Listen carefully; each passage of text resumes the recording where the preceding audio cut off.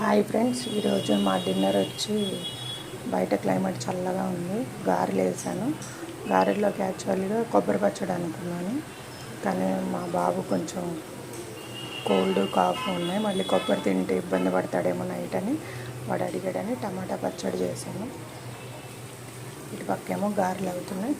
టమాటా పచ్చడి చాలా ఈజీగా చేసేసుకోవచ్చు. ఫస్ట్ పచ్చిమిరకాయలు వేపి పక్కన పెట్టుకుని టమాటాలు, పుదీనాకు, కొత్తిమీర వేసేసి కొంచెం చింతపండు పెట్టేసి ముందు పచ్చిమిరకాయల్లో జీలకర్ర, వెల్లుల్లిపాయలు, ఉప్పు వేసి మిక్సీ పట్టుకోవాలి.